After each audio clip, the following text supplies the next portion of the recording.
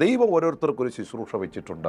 ദൈവം ഓരോരുത്തർക്കും ഓരോ നന്മകൾ വെച്ചിട്ടുണ്ട്. ദൈവം ഓരോരുത്തരെ ഓരോ നിലകളിൽ വിളിച്ചിട്ടുണ്ട്. ആ വിളിക്ക് യോഗ്യമാവണ്ണം മുന്നോട്ട് പോകുവാൻ നമുക്ക് കഴിയണം. ദൈവം നമ്മളെ ഏൽപ്പിച്ചതായ കാര്യങ്ങളിൽ നാം വിശ്വസ്തരായിരിക്കണം. നാം അല്പത്തിൽ വിശ്വസ്തരായിരിക്കുമ്പോൾ ദൈവം നമ്മളെ അധികത്തിൽ വിചാരകരാക്കും. പ്രിയപ്പെട്ടവർ, ഒരിക്കലും നമുക്ക് ഈ ഭൂമിയിൽ മനുഷ്യൻ തന്ന അക്സെപ്റ്റൻസോ നമുക്ക് കിട്ടിയ അംഗീകാരങ്ങളോ നമുക്ക് ലഭിച്ച ബന്ധങ്ങളോ ഒന്നുമല്ല നമ്മുടെ നിത്യതയ്ക്ക് ആധാരം. ഇതൊരു സത്യമായ കാര്യമാണ്. അതുകൊണ്ടാണ് വിശുദ്ധ ബൈബിൾ പറയുന്നത്, അവനവൻ ശരീരത്തിൽ ഇരിക്കുമ്പോൾ ചെയ്യുന്നത് നല്ലതാകിലും തീയതാകിലും അതിനൊത്തവണ്ണം പ്രാപിക്കും. എല്ലാറ്റിനേക്കാളുപരിയായി ഈ ലോകത്തിലെ മറ്റെന്തിനേക്കാളും അധികമായി നിങ്ങൾ ദൈവത്തെ സ്നേഹിച്ചാൽ, ദൈവവചനത്തെ സ്നേഹിച്ചാൽ, കർത്താവിന് പ്രിയമുള്ളവരായി തീർന്നാൽ, അവൻ്റെ പാതയിൽ നടന്നാൽ, അതാണ് പ്രിയപ്പെട്ടവരെ ദൈവത്തിൻ്റെ സന്നിധിയിൽ നമുക്കുണ്ടാകുന്ന മാന്യതയും അംഗീകാരവും. ബൈബിൾ പറയുന്നു, എന്നെ മാനിക്കുന്നവരെ ഞാൻ മാനിക്കും. നമുക്ക് നമ്മുടെ കർത്താവിൻ്റെ വചനത്തെ മാനിക്കാം, നമുക്ക് നമ്മുടെ കർത്താവിൻ്റെ വാക്കുകളെ മാനിക്കാം, അവൻ്റെ പ്രവൃത്തികളെ മാനിക്കാം. യേശുവിനെ നമുക്ക് എവിടെയൊക്കെ ഉയർത്താമോ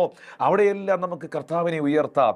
യേശുവിനെ നമുക്ക് എവിടെയൊക്കെ പുകഴ്ത്താമോ അവിടെയെല്ലാം നമുക്ക് കർത്താവിനെ പുകഴ്ത്താം. എവിടെയെല്ലാം കർത്താവിൻ്റെ നാമം പ്രഘോഷിക്കാമോ അവിടെയെല്ലാം പ്രഘോഷിക്കാം. ദൈവം നമുക്ക് നൽകിയ ബന്ധങ്ങളെ പോലും ദൈവത്തിൻ്റെ നാമത്തിൻ്റെ മഹത്വത്തിനായിട്ട് ഉപയോഗിക്കാം. സ്വന്തം പുകഴ്ചയ്ക്കായിട്ടും സ്വന്തം ക്രെഡിറ്റിനായിട്ടും സ്വന്തം പദവിക്കായിട്ടും ഞാനെന്തോ വലിയ സംഭവമാണ് എന്ന് കാണിക്കാനായിട്ടും ആകരുത് പ്രിയപ്പെട്ടവരെ.